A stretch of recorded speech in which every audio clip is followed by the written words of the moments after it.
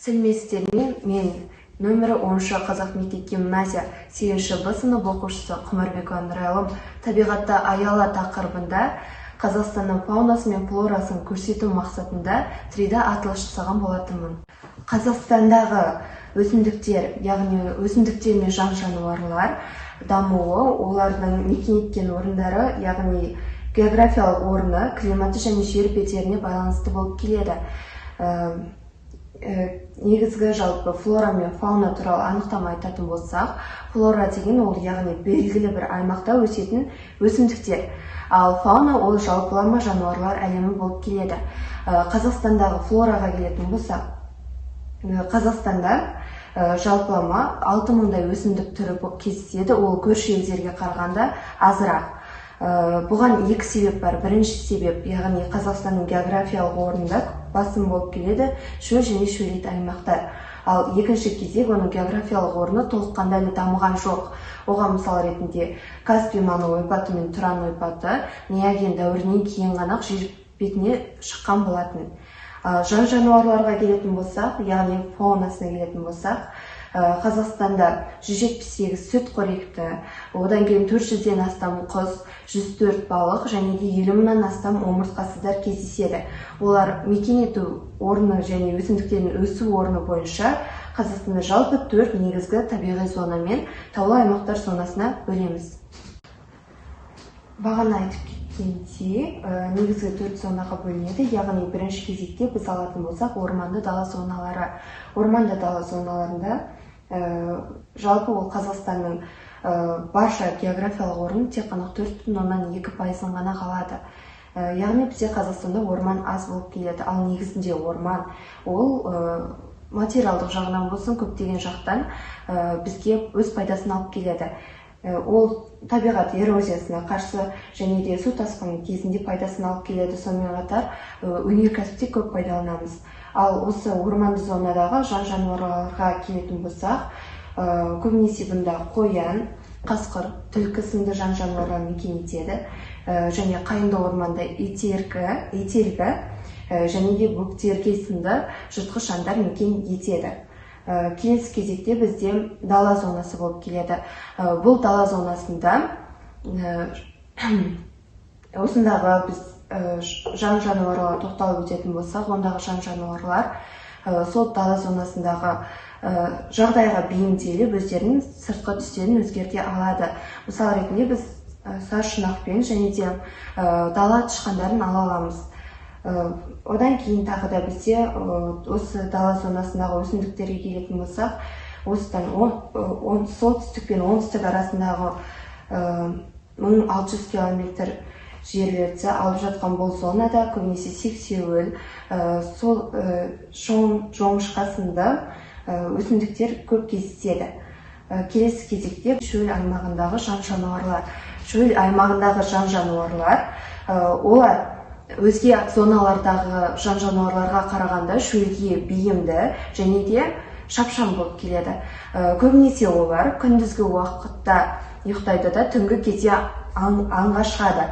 Ал күндізгі уақытта аңға шығатын жан жануарлар көбінесе таңғы уақытпен және кешкі салқында ғана аңға шығады. Сонымен қатар бұндағы жануарлардың бір ерекшелігі, бұнда жаз мезгілінде ұйқыға кететін жан жануарлар бар. Яғни оған біз саршұнақты аламыз. Ол көктемгі салқында өзінің қорегін жинайды да маусым айында ұйқыға кетеді. Ал тасбақа одан да ерте уақытта ұйқыға кетеді. Келесі кезекте бізде таулы аймақ. Таулы аймақта жалпы бұл жерде Алтайдан бастап Тянь-Шань және де Сарыарқаға дейінгі аумақ таулар бізде осы таулы аймаққа жатады. Бұл жерде көбінесе мекен етеді сүтқоректі жан жануарларға келетін болсақ, онда долана және де солсында шөл далада өсетін өсімдіктерді қорек ететін, азық ететін жан жануарлар мекен етеді. Мысал ретінде тиін және де бұғы сынды, одан кейін тағы да солайынан кете береді. Ал өсімдіктеріне келетін болсақ, бұл жерде өсімдіктер ең өсімдіктерге бай аумақ болып келеді. Бұл жерде Сарыарқа маңы таулары болында өзінде 1000 өсімдік түрлері кездеседі. Онда 150 өсімдік өзге аумақтарға қарағанда тек сонда ғана кездесетін өсімдік, яғни басқа жерлерде кездеспейді.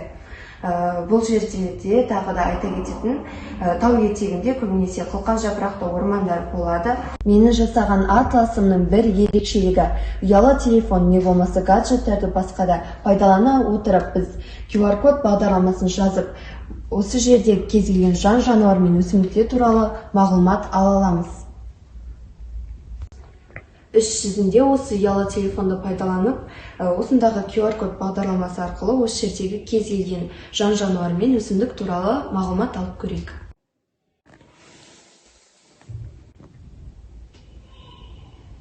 Адыраспан. Ақтікендер тұқымдасына жататын көп жылдық өсімдіктер туысы, терең тамырлы өсімдік. Дәрілік шикізат ретінде шілде айында бұтақшаларын, жапырағы мен гүлін жинап алады.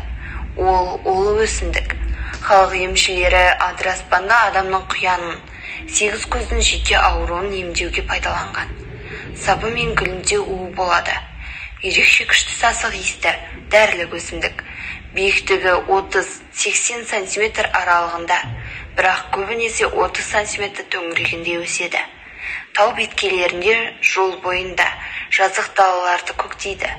Жаз, күз мезгілдерінде жемістейді. Қазақстанда оның 3 түрі бар. Оңтүстік Европа, Батыс және Орталық Азия, Оңтүстік Африка мен Мексикада 6 түр кездеседі. Қазақстанның шөлейтті, сортанды жерлерінде өседі. Бұлан.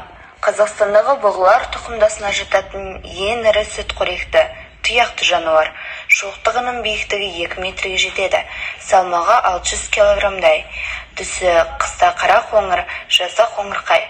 Басы аяғы ақшылдау.